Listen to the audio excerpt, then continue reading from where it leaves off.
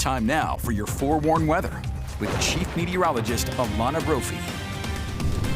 Alana, I'm still getting over Cade's sled dog story. That looks like a lot of fun. It was a blast, and I had to get the giggles a little because all of those commands for the dog sound like when I sit in the passenger seat with my husband. It's like, gee. He would know, huh? Yeah, like it was like, gee, oh, yeah, I know that. I know how triggered that him. Okay. Hey, that did look like a great story, and maybe some snow up in that area as we head to the weekend, a weekend storm. It's going to get a good grip on portions of northern Utah. We start, though, in the south. The sun's going down.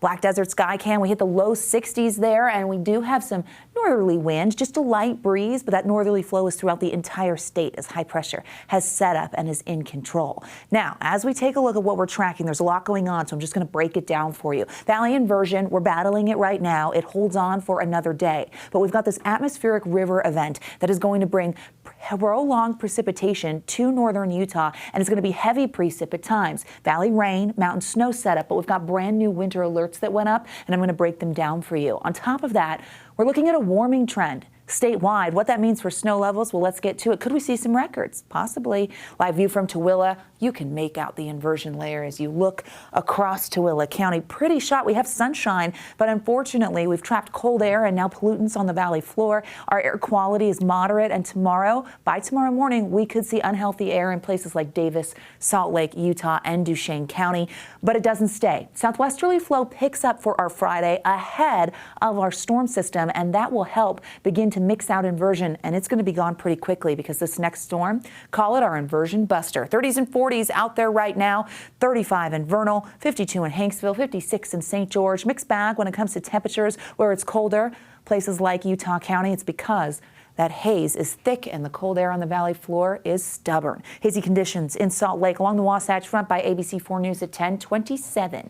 Getting cold. Precipitation potential on the up and up. We're talking valley rain, mountain snow, and I'm going to show you the reason why. Big picture here shows you that ridge of high pressure. It's in control today.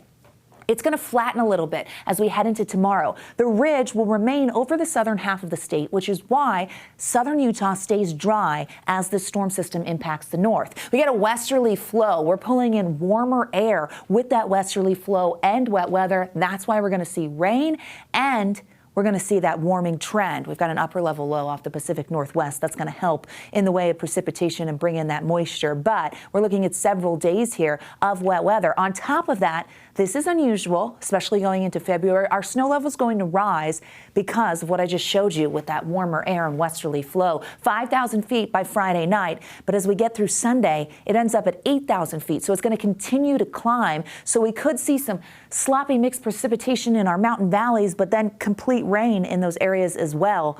Warming as we get through the weekend. Winter storm warnings, different than warming, in effect for the Wasatch Mountains north of I-80 and the Bear River Range, the furthest north, looking at very healthy snow, 1 to 2 feet for the Wasatch Mountains. This includes the upper Cottonwoods. Also, the Bear River Range could see up to 4 in purple. Winter weather advisory for the Wasatch Plateau and Book Cliffs, 6 to 12 inches in that area. Higher elevations going to get that heavy, wet, dense snow that you see with an atmospheric river. It's not our typical Utah powder, and it's because of the moisture content. It's soggy. Speaking of moisture, Futurecast on the move, dry, and starts to bring in the valley rain, mountain snow by tomorrow afternoon. With a westerly flow, I do think we'll be rain shadowed in a few locations, meaning we won't see that right away. May not time out the way the computer wants to tell you. That's why you rely on experience here, because we are going to see it filling in. By tomorrow night, we will see that wet weather, and that could extend all the way down into Salt Lake and Utah County. And then we're looking at valley rain, mountain snow, periods of it, especially in northern Utah, Saturday,